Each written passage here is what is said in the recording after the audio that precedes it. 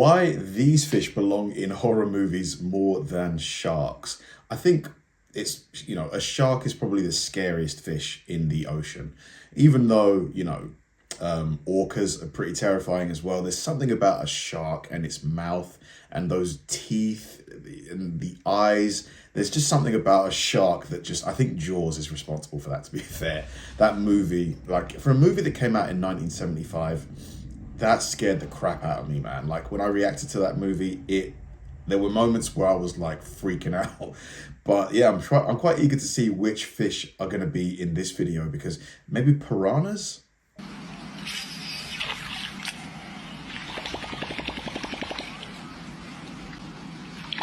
What is that? Whoa! Eu gostei assim, amostradinho. You know, the greatest trick Hollywood ever pulled was convincing the world that sharks are the only things to fear in the water. There be monsters. In the last video, we talked about how sharks might just be the most misunderstood creatures in nature, with a PR team that works about as hard as a whiteout's brain after 6 rounds of CTE. They've been done so dirty, they've actually overshadowed the other ichthyological insanity spawned from Satan's septic tank. These are 7 fish that should honestly terrify you more than any shark. This isn't really to substitute one fear for another, but I do think these fish could make a much more traumatizing, nightmare-inducing horror flick than Jaws. Man, the ocean is just full of incredible. I wonder what's near the Mariana Trench. Did you see that video that went viral? The fish with the light bulb in front of its head that came all the way up.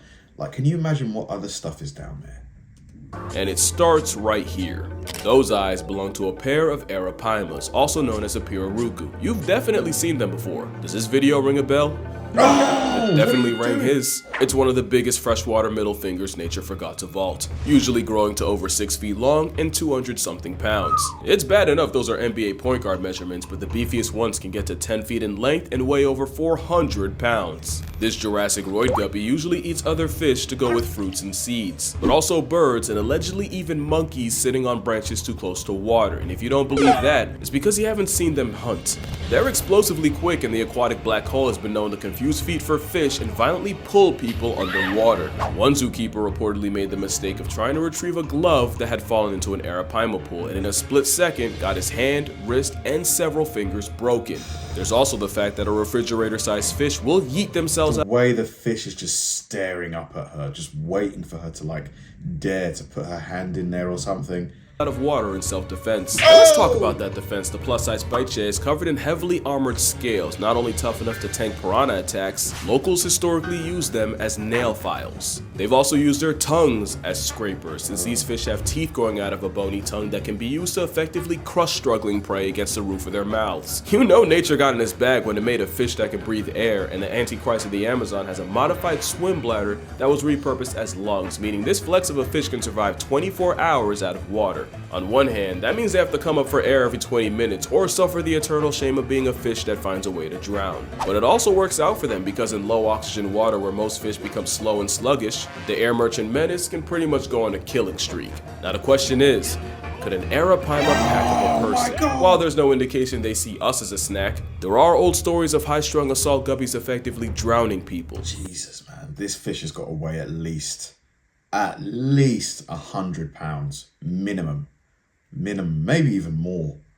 This is a big fish. Likely by knocking them unconscious and leaving them incapacitated underwater. Not him, he's fine. You can unclench guidelines, he's good.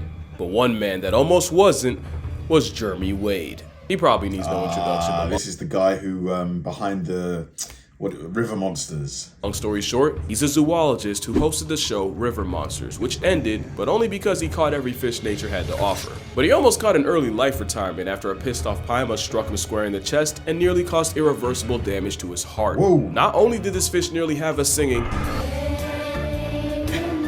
the suspect wasn't more than 90 pounds. Remember, the overachievers can press the scales at 400 or, 180 kilograms worth of kill a man. So yeah, the arapaima is a shack-sized, air-breathing, armor-plated predatory vacuum, and strangely enough, it's not the fish I'm most scared of in the Amazon.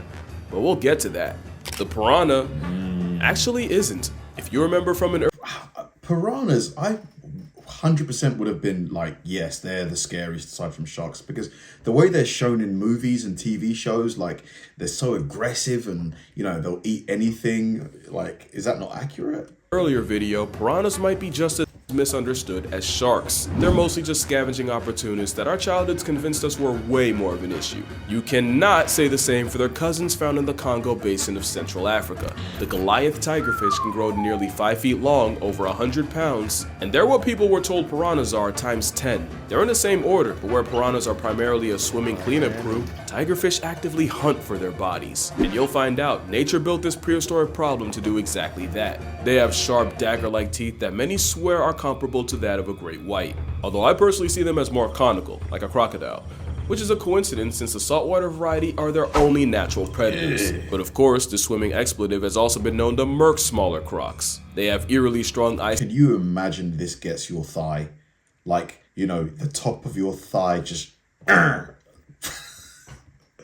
Agony! Sight to track prey, special organs to detect the vibrations they make underwater, and they're strong enough to brute force their way through the turbulent waters of their hunting grounds. They're considered one of the toughest freshwater fish time left behind, and tigerfish are even on record snatching birds out of the air. Not just birds, but swallows, some of the fastest and most maneuverable out there. Crazy. Scientists studying them watched as 300 birds got permanently grounded by tigerfish in just over 2 weeks. They're so feared that in many places they're only known by one name: Benga, meaning the dangerous fish. Benga. There's even a story of a young girl wearing a belt made out of bottle caps in order to ward off evil spirits. Oh my God. Ironically, it did the exact opposite and attracted a tigerfish who apparently confused the bottle caps for fish scales and nearly bisected the girl. Oh no. Allegedly. It's an extremely fast, explosive vice grip with almost zero prey prejudice. And I'd still rather take a bite from them than the fish up next. And that's cause next is the candiru. And a lot of y'all already know what road we're going down. The candiru is a tiny parasite in the Amazon, also nicknamed the vampire fish for their habit of invading the gills of larger fish and scraping the insides to feed off their blood. And with Wow, I mean, this is a fully fledged vampire. backward-facing spines and a powerful bite, it's nearly impossible to shake it off before it completes its liquid transaction. The horror comes from the legend of candiru being attracted to the chemicals in urine and swimming up the urethra of unlucky humans and getting stuck up there. A fate that takes surgery to reverse. Imagine a serrated, sentient toothpick in your bathing suit business, and you'll see why the violation with gills is so feared. How much of this is even real? Most of the reports of people getting penetrated by peenfish are really sus at best. Apparently, they're not even attracted to the ammonia in human urine in the first place. There's a good chance that the candiru controversy came from European settlers coming home from long expeditions and telling these long, exaggerated stories to anyone who'd listen for status and attention. Yeah, but basically they were probably lying for clout. You have to remember, the whole piranha skinning a cow thing spawned from locals staging an event to impress the president. The truth is, your chances of peeing in the Amazon and getting frontal probed by a fish are about as much as you getting meal prepped by a shark or getting struck by lightning. Oh my Meal prepped by a shark. This guy's got the best puns, analogies, puns. bad, and getting struck by lightning. That being said, I'd rather get tag teamed by the pets of Poseidon and the forces of Zeus than have a bloodluster up my urethra, no Franklin. If the odds ain't zero, they're just too high for me. But I'll happily take a candiru to a mandiru, then run into aquatic op number 4. In fact, I'm so afraid of it, I actually had to break my own rule for this video. The Humboldt squid obviously isn't a fish, but it's the closest thing to a living nightmare on this list. Let's be clear, at 5 feet, about 100 pounds, there are bigger squid. Wow, this squid is huge. I didn't know squid got that big. What sets Humboldts apart is they can hunt in packs of over 1,000. Oh god. Yeah, that's 3 zeros like a Tony Snell stat line. Nicknamed Diablo Rojo, there are old fisherman tales of men falling overboard, getting swarmed, and never coming back up. There's also stories of them curiously approaching divers before flipping and trying to rip their masks off. Oh my But who needs stories when marine biologist Alex Kirstich can tell you about the time several homicidal squids grabbed him and attempted to drag him down into the dark maw of the abyss. It gets worse when you realize what exactly happens when a red devil decides to take you to hell. Humboldts aren't just highly intelligent, they're covered in tiny red chromatophores that they can use to rapidly change color in order to communicate with each other. It's like Morse code but for Crippin' That's Calamari. so We don't know crazy. exactly what it means. Did he just say Crippin' Calamari? Can you imagine like you were in the water and you just saw like a bunch of squid like throwing up gang signs to themselves like... It's a good chance if a Humboldt confronts you and starts violently flashing red, it could be telling a bunch of others you can't see that you're free eats. So likely the last thing you'll see is pulsing red before you get eaten alive. Jeez. It doesn't help that satanic cephalopods are known for speed eating and are notorious for stripping fish to the bones faster than fishermen can reel them. Oh my Add a beak God. that can easily slice flesh and a bite force that can reportedly crack bone. And I think you see why I'm not exaggerating when I say I'll deal with every other fish on this list than a pack of predatory color coordinating squid. And I don't care what logic says, there's no doubt in my mind this squid would eat a human if they thought they could. They are so big. Maybe it's because I've never like seen a squid before it's been turned into calamari or anything like that, but they are much bigger than I thought they were. Is this an abnormally sized squid or is this a typical sized squid? This can't be typical, can it? Why? Humboldt squid only live about a year. That rapid growth in a short time means they'll rarely pass up an easy meal, even if it's their own kind. Humboldts are highly cannibalistic, and they will not hesitate to turn on a weak or injured member of their own hunting party. There was a study done off the coast of Chile that found that out of over 2,000 squid, more than half held the remains of their own kind in their stomachs.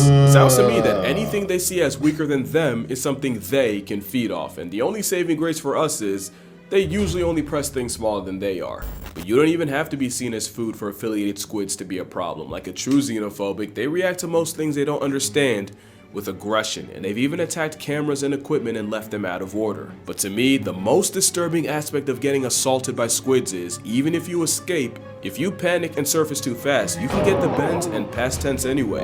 That type of psychological horror is what puts the Humboldt here, and wouldn't you know, emotional damage is another symptom of finding out about the next fish. Could you imagine like you're fishing at night or in the evening, and you fall into the water and you see like thousands of those gigantic squids like racing towards you? That is like nightmare fuel for me, because you know you're not going to outswim those squid, like, and if they latch onto you with all those like tentacle things, oh man. Yeah, what do you do apart from try and get out of the water? Like, you're pretty much powerless in that situation, aren't you? Because now we got the stonefish. Not one of, but the most venomous fish known to man. It's armed with verrucotoxin, and symptoms of getting stung include crippling pain, shock, tissue death, and even paralysis. Yikes. And speaking of pain, you can be in agony for over 12 hours, and it's enough of an eternal jihad to cause hallucinations. Anecdotally, there have been tourists who've stepped on a stonefish only That foot does not look good.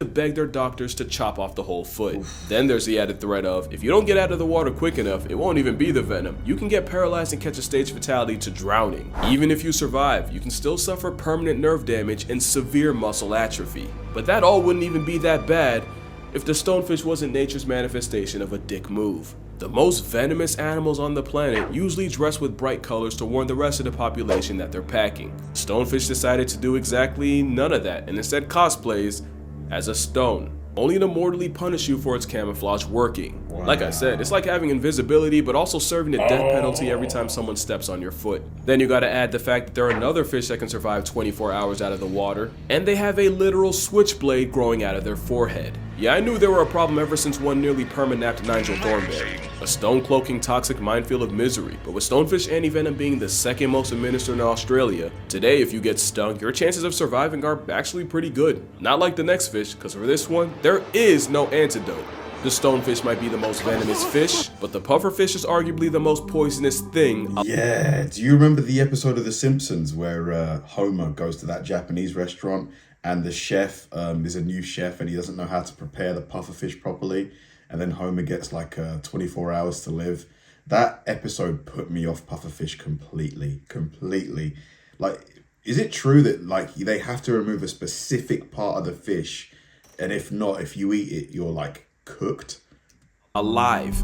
Quick rule of thumb on the difference: if it bites you and you die, it's venomous. If you bite it and you become a wuzz, it's poisonous. And few things are more poisonous than puffer tetrodotoxin, which is 1,200 times more of a death sentence than cyanide. Crazy. Tetrodotoxin interferes with signals between nerves and muscles, causing muscle paralysis and a total shutdown. And of course, the fugu blowfish is considered a delicacy. That's the but one. if the chef misses a single cut even by a little, you're instantly on the clock. You won't know that happened until your face goes numb and your lips and tongue get this weird What prickling the heck? feeling. Then, you'd suddenly get a splitting headache and dizziness to go at vomiting and diarrhea as your body desperately tries to purge the poison. But it's already too late and you'd start getting paralyzed, starting with the hands and feet but slowly spreading out, and by this point, you likely can't even call for help. Finally, it'd get harder and harder to breathe until you notice the room slowly fade to black, leading to either a coma, seizure, or just death. The permanent kind. Tetrodotoxin essentially flips a kill switch in your body, and there is no antidote. It's so crazy because that fish looks so, relatively harmless compared to like a shark or an orca, or even those giant squid. Yeah, it's spiky, but some people would say it even looks, cute. Tetrodotoxin essentially flips a kill switch in your body, and there is no antidote. The only treatment is hooking you up to a respirator to breathe for you and praying it passes. The poison puffball is such a problem, it makes you forget they also have teeth that can bite clean through your finger. In fact, it's more than enough to violate a scorpion. And I don't even know how to describe what they do to crabs. Turning crustacean into crustacean with a smile, no less, is criminal. There's nothing funny about getting caught in that bite, with reports of pufferfish mutilating the genitals of men. In one case in 2008, where a Cambodian child had his coin purse sliced in half by a pufferfish. And unlike the candiru, this ain't a myth. Have your privates out by a puffer and you might just get... So that's 6 of the sinister 7, but before we get to the last one, we got honorable mentions. The fact that there's a fish that weaponized electricity enough to decommission a caiman and we just accept that is kinda crazy. And the thing is, it might not even be the voltage, but it's getting knocked out in shallow water that'll get you. Swordfish are one of the fastest things in the sea. They also have a built-in melee weapon equipped capable of inflicting life-altering harm. In 2015, a Hawaiian man was fatally struck in the chest while trying to catch one. Another man in Malaysia bled to death after a swordfish yeeted itself out of the water and also RNG'd him in the chest. Swordfish are also on record shanking sharks and even bleeding out sea turtles. The sheep's head fish. Ugh. Why does it have human teeth? What the heck is this? Really only because of that mouth. Trypophobics be bad. The Titan triggerfish is a highly aggressive honey badger with gills, capable of dishing out severe injuries with the same teeth they use for crunching coral, sea urchins, and even a crown of thorns starfish. The trigger might as well be named after their temper, and this 1.5-foot vibe check is a big reason why beginner divers never go back in the water. Speaking of big, the Goliath grouper. What? This cannot be...